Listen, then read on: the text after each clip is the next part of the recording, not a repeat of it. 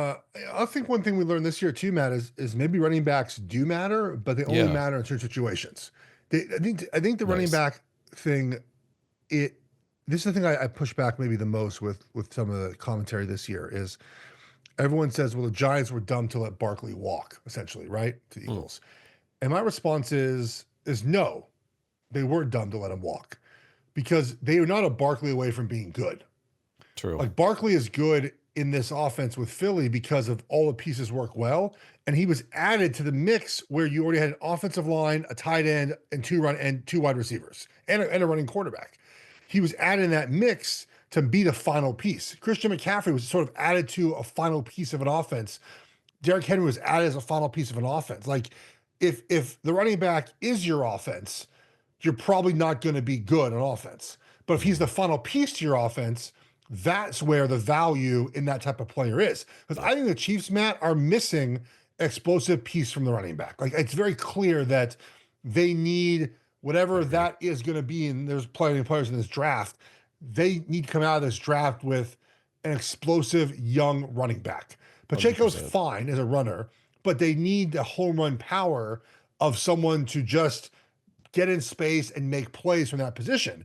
And you even saw in the Super Bowl, Barkley wasn't good. I mean, he was hemmed up. But didn't matter because just the ability to run the football and stress the defense allowed more opportunities for one-on-one coverage in the pass game, which Hurts took advantage of. So to me, it's not that everyone needs a running back. It's that if you have a sort of a set offense and your pieces are good around it, and that running back just takes that offense to a different level now, where I think again, like the Chiefs are really lacking. If you look at the best offense in the NFL, and the Chiefs weren't the best this season, but the Lions have two of them. The Bills have James Cook, right? I mentioned the Ravens. You mentioned the Commanders have Brian Robinson. Like the Eagles, the Chiefs have zero of that. They Yeah, have none of those players. I think they're missing that type of player on their team. such a great point. It's like a luxury purchase. And this might lead us into our off-season predictions, which I know we've thought Yeah. about a little bit. So if I think there's basically three running backs who I think a contending team might try to make a move for. So if you remember, Okay. excuse me, Ooh, babe. yeah, early in the offseason last year, there was a trade that seemed kind of inconsequential. And I think it was a seventh rounder for Joe Mixon. And he went from Cincinnati Yeah. where they were going to Yeah. cut him. And then he Yeah. went to Houston and he became a really big part of that team and that offense. Yeah. So Alvin Kamara is going to be that this year. The Saints are a very capped out team. He's clearly still got some gas left in the tank. I think one of these contending teams that doesn't have a back, like Yeah. I could see him being a chief. I could see him being a commander.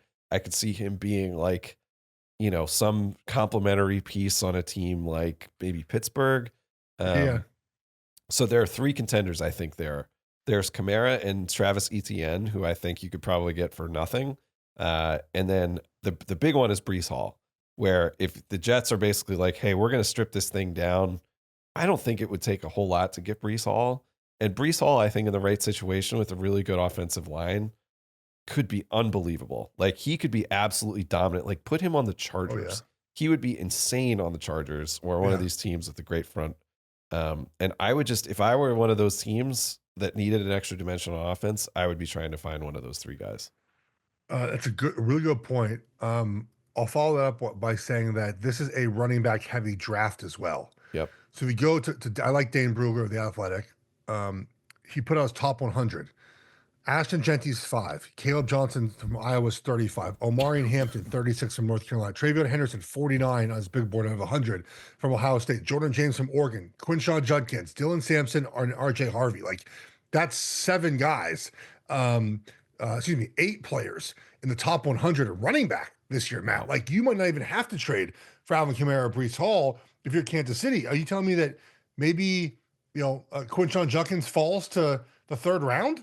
If you're in Kansas City, like sign me up for that, right? Yeah, So of I course. think the running back conversation is just gonna be really fascinating because I agree that teams are gonna look at the Eagles and Ravens and Buffalo and like say we want a more explosive option at running back. And so the running backs are back, baby. I got, by the way, on Radio Row, I got into it with Todd Gurley, out of all people, Oh, because not nice. into it, but I made a comment. We were interviewing him, and I made a comment like, "Hey, the running backs are back."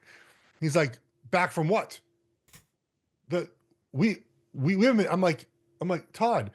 Running backs tried to break away from the union because it was so bad. He goes, not me. I wasn't part of that group. And I was like, all right, Huh. buddy, do you want to argue about this? Like, we can if you would like to. He did not like when I was talking about backs being back this season. Um, Interesting. anything else about what you learned about the NFL this year? Besides what we mentioned, and then sort of bold prediction. I want to talk about Travis Kelce too before we get out of here. Yeah, maybe that could be your next prediction. I'll say Yeah, that Alvin Kamara I gets traded to the Chiefs is one of mine. okay. I think Kelce retires, which is what I've said for months now. Interesting. He did not play well on Sunday. Um, I wonder if that hit he took on the first pass that was behind him, right to the ribs, affected him the rest of the game because he looked stiff. He looked disinterested at times. He just didn't play well, Matt. He looked tired, like Oh, a tired football player. Um, and at points this year, he looked that way in the regular season, right? And in the postseason against Houston, it was good. But again, remember he got caught from behind, and that's unlike Travis Kelce. And then against Buffalo, he did nothing.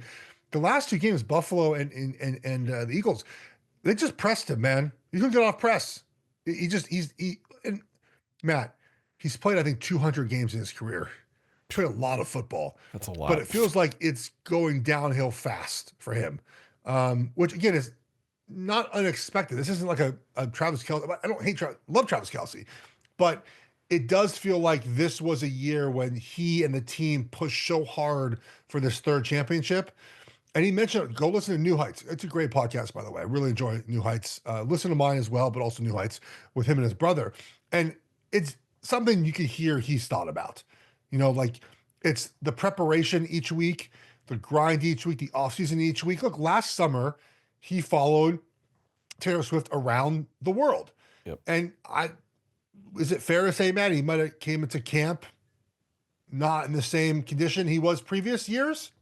Maybe. He's also 35. You get older, you get the harder it is to stay in shape, right? Yep. Um, and also worth pointing out, last season, the Chiefs entered the year very clearly not trying to rely this season. I don't know if I said last season, this season, very clearly not trying to rely on Travis Kelce.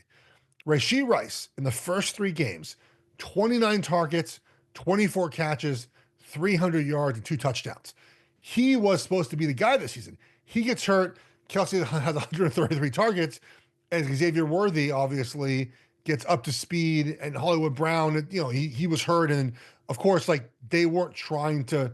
I would imagine, the goal wasn't to have Juju Smith-Schuster and DeAndre Hopkins be, starting in the Super Bowl for you. And Hopkins looked much older as the season went longer. But look, I mean, Xavier Worthy went from getting, 7-6 to 11-9-9. He ended the last three games of the regular season with 11-9 for targets. Then went 6, 7, and 8 in the postseason. And so they tried to have an offense this year without Travis Kelce, but Rashee Rice just got hurt, and they're never going to cut him. They're never going to cut, I don't think, Kelce. Of course. But I will say though, this is interesting because I'm not sure the Chiefs feel this way, Matt. But Kelce has been underpaid for a lot of his career for the worth he's given Kansas City. Because wide receivers, tight ends are not paid as wide receivers. He's owed a lot of money this season. Yeah. I wonder if the Almost Chiefs 20 million bucks. pay him to not play, if that makes sense. I'm not even sure how they would do that. Put him on IR, essentially. Like, Hmm. oh, his ankle is hurt. It's back. He's got a disc problem in his back. We just put him on IR and we pay him out and he gets to make the money this season. But or they do what we talked about earlier. They convert his salary to a bonus, Matt, pay him his bonus and then cut him. You know what I mean? could see Like that. he deserves to get that money. It's like $18-20 million for the season, right? Yeah. And like he's made a lot of money, but he's not made wide receiver money, right, in his career. And so I wonder if there's a little bit of a pull with him, like, I'll do this if you pay me out, essentially, right? If you pay me, I'm not going to walk away from $20 million when I've made 100 and I should have the 200 million, let's say, right? Or 150. So we'll find a way to make it work where you give me my money and I retire and we just have a break because that's what should happen right now. I like So my idea there.